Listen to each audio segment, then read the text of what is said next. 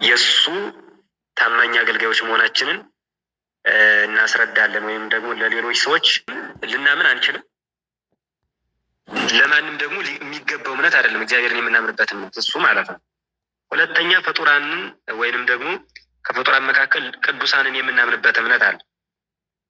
ቅዱሳንን የምናምንበት እምነት ቅዱሳንን የምናምናቸው አማላጅ መሆናቸውን ከዛስ ደግሞ በጸሎታቸው በምልጃቸው ደግሞ እኛን እንደሚረዱን ከክፉ ነገር እንደሚጠብቁን እናምናለን። እነማንን? ቅዱሳንን ከእግዚአብሔር ወረድ ስንል ማለት ነው። እግዚአብሔርን አምላክነቱን እናምናለን። ከዚያም በተሻለ ደግሞ ሁሉን ቻይ መሆኑን በአጠቃላይ ከምንም በላይ እግዚአብሔር እናምናለን። ከዚያ ደግሞ ወረድ ስንል ደግሞ ቅዱሳንን ደግሞ በሚገባቸው ልክ እናምናቸዋለን። ምን ብለን? በምልጃቸው፣ በተራዳይነታቸው፣ በጠብቆታቸው ቅዱሳን መላእክትን፣ ቅዱሳን አባቶቻችንን በዚህ መልኩ እንረዳቸዋለን ወይንም ደግሞ እናምናቸዋለን ማለት ነው። ለምሳሌ አንድ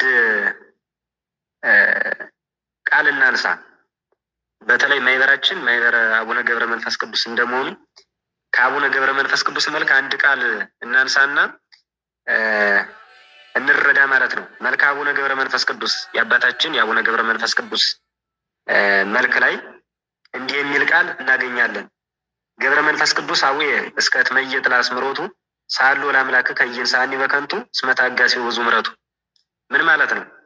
አባቴ ገብረ መንፈስ ቅዱስ ሆይ እግዚአብሔር ደስ ወደ ማሰኘት ፊቴን እስክመልስ ድረስ ፈጥኖ እንዳይጠራኝ አምላክን ማልድልኝ፣ እሱ ምሕረቱ የበዛ ፍጹም ታጋሽ ነውና።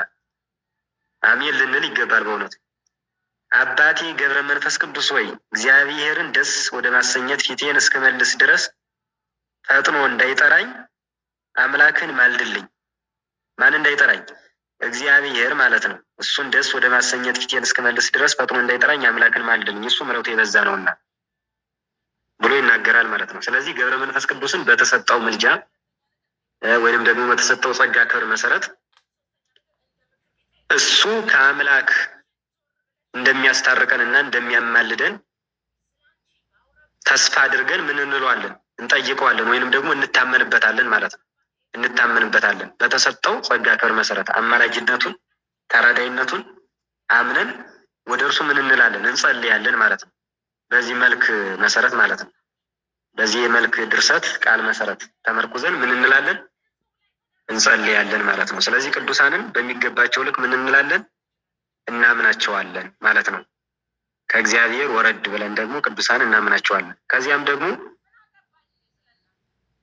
ወረድ ሲል ደግሞ ሶስተኛው ስጋዊ በሆነ ነገር የሚታመን የእምነት አይነት ነው። እሱም ደግሞ በስጋውያን እናት አባት፣ በስጋውያን እህት ወንድም፣ በስጋውያን ዘመድ አዝማድ፣ በትዳር መካከል፣ በጓደኝነት መካከል ያለ እምነት አለ። የትዳር ጓደኛን የምናምነው፣ ወንድማችንን የምናምነው፣ እህታችንን የምናምናት፣ እናት አባታችን የምናምነው እሱ ምንድን ነው? በፍጡርና በፍጡር መካከል የሚደረግ ነው ማለት ነው። ስለዚህ ሁለት በፍጡርና በፍጡር መካከል የሚደረግ እምነት አይተናል። ለምሳሌ በእኛና በእህት ወንድሞቻችን እኛን በሚመስሉ አካላት እኛን መስል በቅርበት በምናገኛቸው መካከል የምናደርገው እምነት ነው። የምንጥልበት እምነት ማለት ነው። እንዲህ ያደርጉልናል ብለን እናምናቸዋለን፣ ወይንም ደግሞ እንዲህ ያደርጉን ብለን ደግሞ ልናምናቸው እንችላለን። እንዲህ ያደርጋሉን ብለን ደግሞ ልናምናቸው እንችላለን። ያዘዝናቸውን ነገር ይፈጽማሉ ብለን እናምናቸው እንችላለን።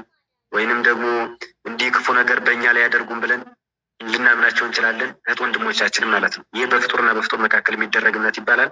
ሁለተኛ ቅዱሳንን የምናምናቸው እምነት ነው። እሱ ደግሞ አማላጅነታቸውን ተረድተን ወደ እነሱ ጸሎት በማድረግ ምልጃቸውን፣ ተራዳይነታቸውን እንጠይቃለን ማለት ነው፣ በሚገባቸው ልክ ማለት ነው። ሶስተኛውና የመጨረሻው ደግሞ ዋነኛው እግዚአብሔርን ማመን ነው። እግዚአብሔርን ማመን ማለት ነው አምላክነቱን፣ ከሃሊነቱን ማመን ነው። እሱ ዋናውና የመጨረሻው ነው። ስለዚህ በሶስት መልኩ እንረዳዋለን ማለት ነው። እምነት በፍጡርና በፈጣሪ፣ በፍጡርና በፍጡር መካከል የሚደረግ እንደሆነ በዚህ መልኩ እንረዳለን ማለት ነው። በዚህ መልኩ መረዳት እንችላለን። ስለዚህ ሀሳቡን እየጠቀለልኩት ነው። ወደ መጨረሻው እየደረስኩ ነው። የሃይማኖት ምንነት 5 አዕማደ ምስጢራት ወይም ደግሞ 5 አዕማደ ምስጢር ናቸው ብለናል አይደለ? ስለዚህ 5 አዕማደ ምስጢር ናቸው ካል ምስጢረ ሥላሴ፣ ምስጢረ ሥጋዌ፣ ለምሳሌ ምስጢረ ስጋዌ፣ ምስጢረ ጥምቀት፣ ምስጢረ ቁርባን በዘመን አዲስ የተከናወኑ አሉ። በዘመን አዲስ የተከናወኑ ምስጢረ ስላሴ በመጠኑም ቢሆን በብሉይ ኪዳን ለቅዱሳን አባቶቻችን ተገልጿል።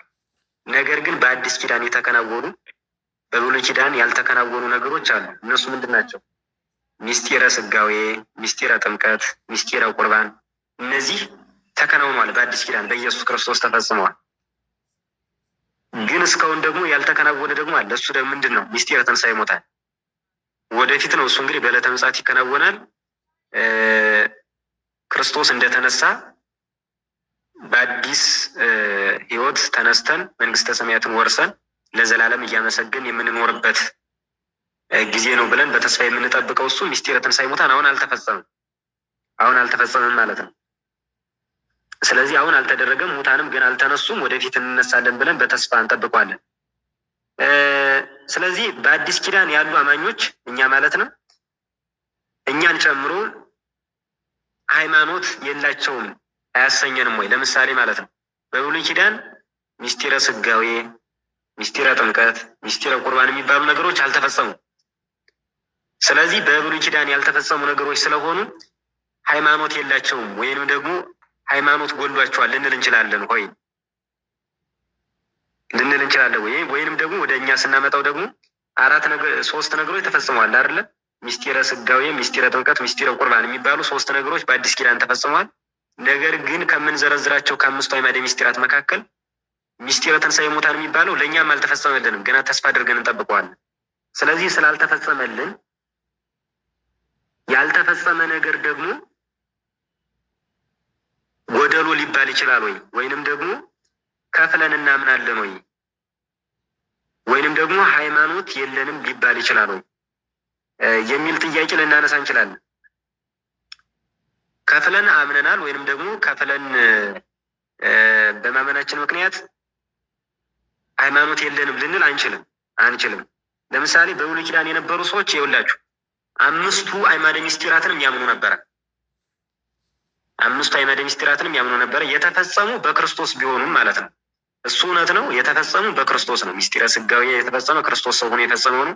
ነገር ግን በተስፋ ምን ይሉ ነበረ? ይጠብቁት ነበረ። ሃይማኖት ይኸውላችሁ የምናምናት ብቻ አይደለችም። ሃይማኖት ማለት ነው ምንድናት? ተስፋ የምናደርጋትም ጭምር ናት።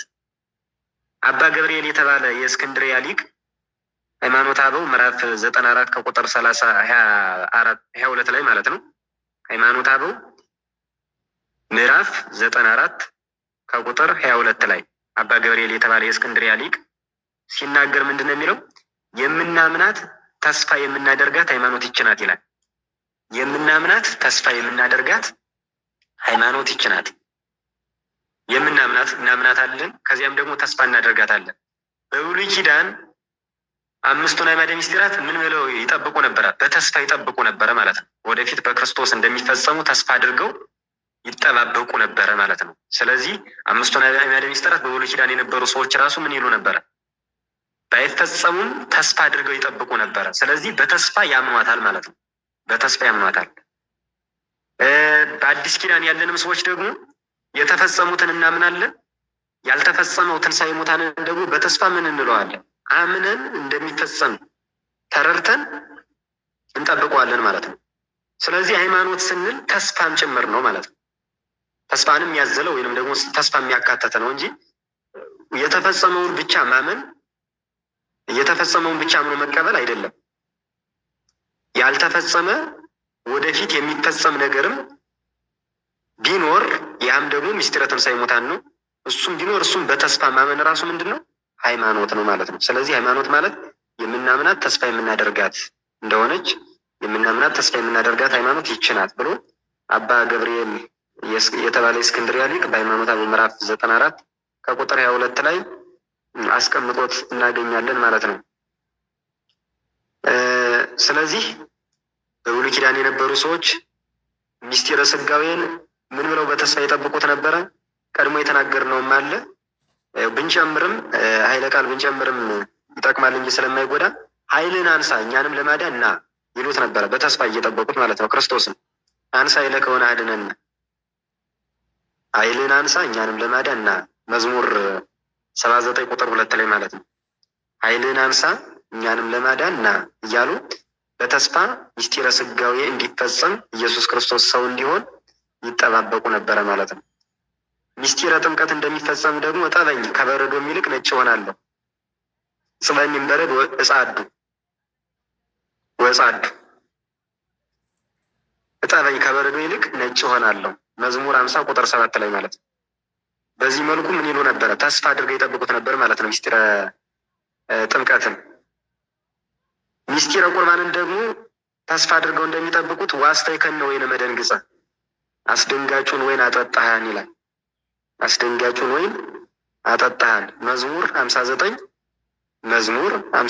ቁጥር 3 ላይ አስደንጋጩን ወይን አጠጣሃን ብሎ መደንግዝ የክርስቶስ ስጋና ደምን እንደምንቀበልና ወይንም ደግሞ ወደፊት የሚሰጠውን ተስፋ አድርጎ ወደፊት ለዓለም የሚሰጠውን ስጋውንና ደሙን የሚቆርሰውን ስጋውንና የሚያፈሰውን ደሙን ተስፋ አድርጎ ነቢየ እግዚአብሔር ቅዱስ ዳዊት አስተይከነ ወይነ መደንግጸ አስደንጋጩን ወይን አጠጣሃን ብሎ ስለ ምስጢረ ቁርባን ተናግሯል ማለት ነው። ምስጢረ ትንሣኤ ሙታንን በተመለከተ እግዚአብሔር ሥጋደ ይመጽእ አምላክነ ኢያረምም እሳት ይነድድ ቅድሜሁ፣ እግዚአብሔር በግልጥ ይመጣል አምላካችንም ዝም አይልም እሳትም በፊቱ ይነዳል እያለ ተናግሯል። መዝሙር 49 ቁጥር 3 ላይ ማለት ነው። እግዚአብሔር በግልጥ ይመጣል አምላካችንም ዝም አይልም ብሎ መዝሙር 49 ቁጥር 3 ላይ ምስጢረ ትንሣኤ ሙታንን በተስፋ ምን ይሉ ነበረ? ይጠባበቁ ነበረ ማለት ነው። ስለዚህ ሃይማኖት ምንድን ናት? ተስፋ ጭምር ናት ማለት ነው። የሚፈጸመውን ወይም ደግሞ የተደረገውን ነገር ብቻ ማመን ሳይሆን ወደፊት የሚፈጸመውንም ነገር ተስፋ አድርጎ መጠበቅ፣ እሱ ምንድን ነው? ሃይማኖት ይባላል ማለት ነው።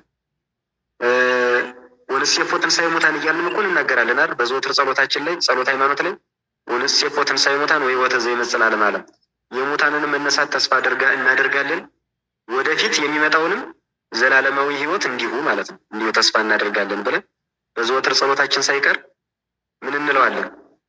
ስለ ትንሣኤ ሙታን ተስፋ አድርገን እንደምንጠብቀው ምን እንላለን? እንናገራለን ማለት ነው እንናገራለን። ስለዚህ በዚህ መልኩ ልንረዳው ያስፈልጋል ማለት ነው። ሃይማኖት የራሷ ምንነት 5 አዕማደ ምስጢር ናቸው። እሱን አይተናል። ስለዚህ ከ5 አዕማደ ምስጢራት ውጭ ደግሞ ድንግል ማርያምን ሃይማኖት እንደተባለች ተረድተናል። ስለዚህ እሱን በደንብ መረዳትና መሰላሰል ይጠይቀናል። የዛሬ ትምህርታችን እዚህ ላይ ያበቃል። ከዚህ በኋላ ደግሞ የነገ መነሻችን የሃይማኖት መሰረት፣ የዛሬው የሃይማኖት ምንነትን ያየነው፣ ነገ ደግሞ የሃይማኖት መሰረት